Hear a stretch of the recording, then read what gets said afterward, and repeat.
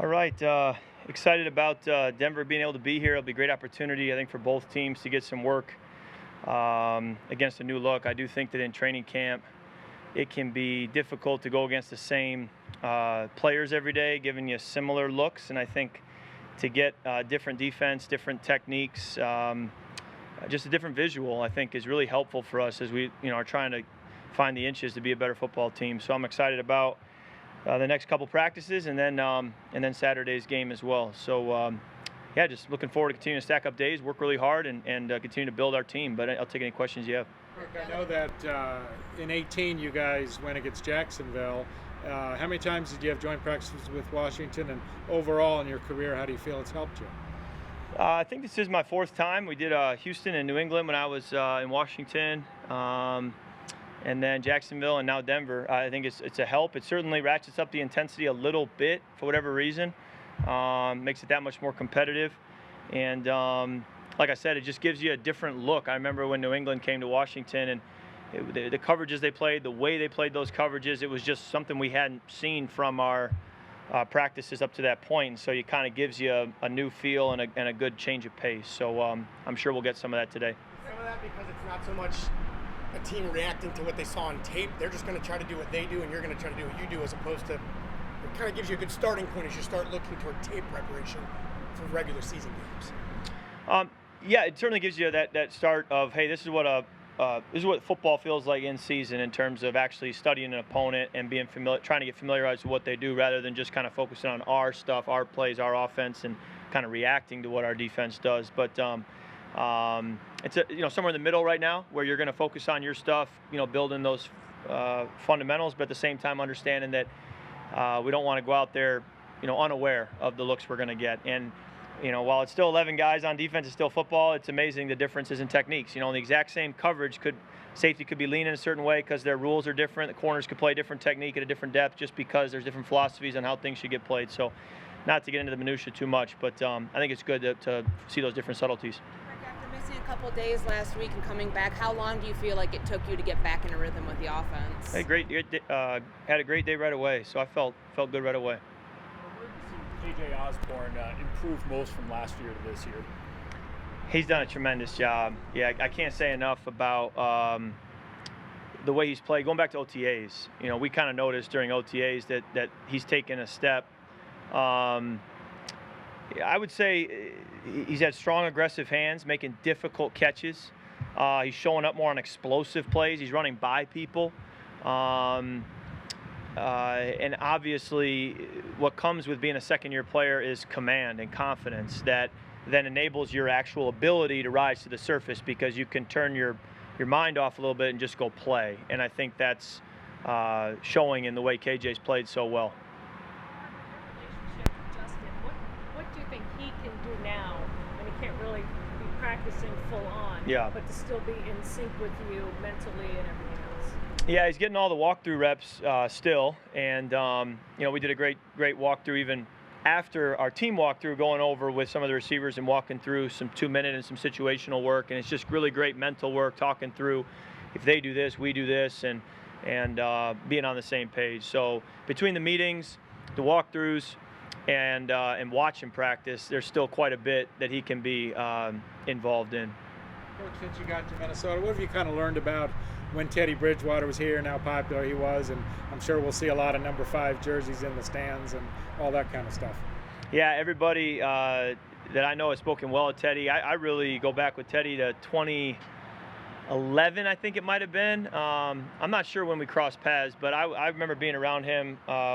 He was a high schooler, and I was a college counselor at a camp. And we were there for about a week together in Southern California. It might have been 2010. And I remember he won the EA Sports video game tournament that week for the camp, and just had that big smile on his face. So I remember him then, and it followed his career going through college and into the pros. And everybody here speaks so highly of him, and I would just the same.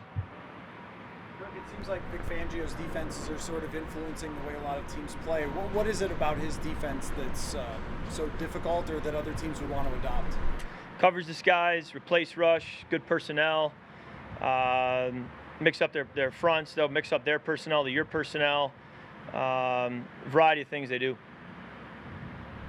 For a veteran like yourself, who's an established starter, who's probably not going to play that much on Saturday, how valuable are the reps that you're going to get here against another team for the next couple days? Yeah, these are important days. Saturday's important too. I mean, it's all important, but these are important days, and you want to go out and put your best foot forward. And just like any practice, I mean, I don't care if it's an April, May workout, a June practice, an August practice, or a preseason game, or the real thing. You always want to put your best stuff on tape, and the next 2 days are no different. Going from 4 preseason games to 3, how does that change the amount of work you want to get in for yourself in the preseason here in the next few weeks? We'll roll with what coach wants to do as far as what he thinks best for our team, and making sure guys are healthy for the regular season. But I want to play as much as they'll let us play. I think we're always going to get better from the reps, and so it's hard to not want to be in there and learning. And even if you're making mistakes, you're making them in a time where it's not going to hurt you. So you'd rather go out there and make the mistakes in August than make them in September. So it's up to the coaches to make those decisions about how much to balance that. The offense as a whole, what are sort of the points of emphasis, or what do you want to accomplish against the Broncos these next few days? It can be tough to evaluate the actual final result because you don't know, what was a broken tackle, what was a tackle. I don't even know if we're gonna have referees out here. So you wonder too about even just, when were we holding, when were they pass interference? It's hard to know, but I think you want to mentally be on the details. So, when you saw coverage, did you see it correctly? Did you throw to the right spot? Did you get through your progression quickly? All the same things we're doing against our defense. Really, it's the same goals, same evaluation. The difference or the value comes in just having it be a different look. Where do you think the offense is growing the most? When we're seeing you guys at the end of practice doing a lot of those hurry-up situational drills, what have you guys gleaned from those, I guess, week 3 of camp? I just see a lot of growth from younger players, and I guess you could say that any year, but I'm encouraged this year with guys in year 2, guys in year 3 who I just feel have taken another step. I feel like I can really rely on them and count on them in big moments, and they seem to have that confidence and believe in themselves too. And I even look at some guys in year 3 or 4 like an Irv or Tyler Conklin who, as far as I'm concerned, it's like they're in year 10. I mean, they're just very experienced. They know what they're getting. They've been thrown in the fire before. They've had to pass protect, run block, catch the ball, run deep routes, run short routes. I mean, they've kind of done it all, and so you just love the familiarity that they have with what they're going to be asked to do, and that's been exciting to see. How do you feel about Kellen Mond being back, and what have you done to maybe help him get up to speed after missing 10 days? Yeah, I mean, he was still very involved with our meetings virtually. I mean, I was in the same boat, and you can still stay pretty plugged in, watching the practice film and being in all the meetings and the conversations. So he came right in, jumped right in, and has been, ready to go from the moment he got back. Kyle Rudolph was such a big red zone target for you. How do you cultivate that kind of trust with your other tight ends?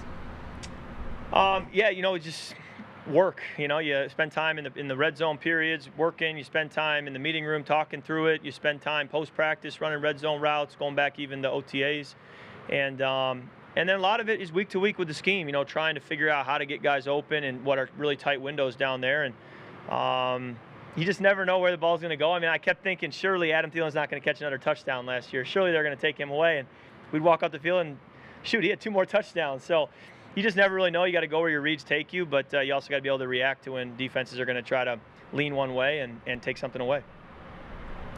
All right, thanks, guys.